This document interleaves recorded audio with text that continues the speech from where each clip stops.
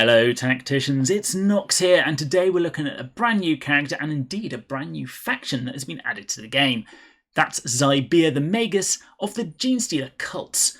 But before we go into everything about her, I just want to say my usual thank yous, and today they go to Toby Medictus, Ellikid, Carlson, Irian and Jacques. All of you have used my friend code and it is very much appreciated, as it really does help me out. So thank you once again. And now, let's have a look at Xybia. First up, her faction is the Genestealer Cult, and they don't have anything specifically tied to the faction. However, they do get Ambush, which is something new, and I imagine something that is linked to Genestealer Cults. The first time this unit is defeated, it leaves behind a decoy. We'll get into that in a second. And at the beginning of their next turn, if there is still a friendly decoy on the battlefield, it's resurrected with full health on a random friendly decoy and can immediately take a turn. And that's quite big. Yes, your character might die, but there is a chance you can get them back if you have enough decoys on the field. And it's possible to get those decoys without dying. And of course, she's a psyker. Well, Genestealer cultists are kind of known for their upper echelon being psykers. What's interesting to note is for the equipment you can take the usual Tyrannid bone sword or indeed a combat knife. So if you wanted the slightly reduced crit chance for increased crit damage, you have that option there. So let's go look at her statistics. And here is my usual breakdown. Both her melee and ranged attack are psychic, and her ranged attack is limited to a range 2, which is normal for a psychic attack. Her active ability is called Mind Control, which targets an enemy unit within 3 hexes, so a little bit of range there, that is adjacent to one or more friendly units. For this round and the next, that enemy deals less damage and takes more damage and becomes taunted by the adjacent unit with the highest current health. This is a utility skill, which you don't necessarily have to level up all the way, although the additional damage and obviously taking less damage can be useful. But if it's in combat with someone who's quite tanky, you may not need that reduction. The passive is Spiritual Leader. So after moving, she places a decoy on an empty adjacent hex, and that is random adjacent hex after her move.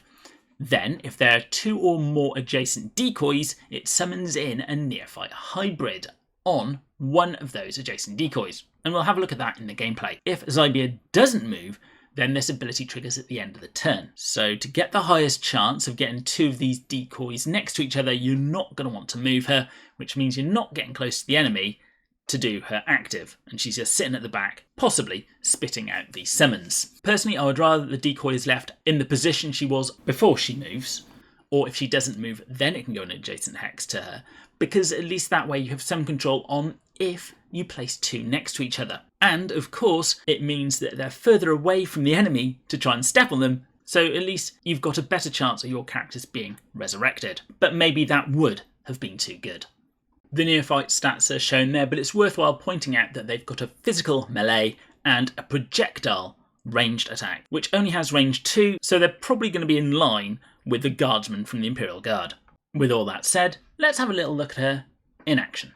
So let's start with the easiest to show, and that's as she moves, you'll see that they leave behind the decoy. Now this can be destroyed by an enemy, but if you put one of your own characters on it, will it destroy it? And it looked like it does, so make sure you don't step on your own decoys. Then if we quickly try and place multiple decoys, in comes one neophyte hybrid. Now, future Nox here, it's actually been clarified how these decoy tokens actually work. It's not that 2 decoys need to be next to each other, it's that Xybia needs to be next to 2 decoys to summon in the neophyte. Back to past Nox. And as it comes in, it carries the ambush effect. So what does this mean? Well, let's find out. We'll put Calandis in a position to Overwatch and go back to our turn. It runs in, it dies, and leaves behind the decoy. So now we'll move Xybia up and change back to our turn. Will that neophyte come back? It does. Again, runs into Calandis and gets overwatched. So both your neophytes and Xybia can come back after they've been killed, as long as these tokens are available. And now for the important test. Can Xybia survive an Overwatch shot from Calandis? Now I'm going up here, actually I'll go on to the middle bit, so I'm at the same height as Calandis, so there's no benefit. And she can survive as long as there's no height advantage, but there wasn't a crit there either. So I'm guessing if there's a crit, and we'll go back and do this now, she's not going to survive. So now let's see what happens when there is a crit. There's the crit and an overkill. So don't let her get sniped. But what we will do, we'll move these guys up, and we're going to move Calandis away in a second, but we're going to see if returning from the dead is going to trigger Overwatch. And it doesn't, which is a good thing to know, I guess. It means if you can return, you're going to be safe from any of those Overwatch shots, and you're free to move. So we're going to move Calandis out of the way and set up the Wing Prime and the Tyrant Guard to see what happens with her active, the Mind Control. So if we look at the Tyrant Guard's current damage on Eldrin, it's 306, and the Wing Prime is 236. We will Mind Control an Eldrin, and Eldrin stays facing the Tyrant Guard. Now, if it was taunted by another, they actually turn to face whoever's taunting them. And there's an effect here which shows Mind Control, which means it's going to deal less damage and take more damage, which means you'll see the damage has gone up for both the Tyrant Guard and the Wing Prime. And if we switch back to the Eldari turn, you can see that Eldrin can't use their active, and you can only attack the Tyrant Guard, doing not much damage at all. So am I excited about Xybia?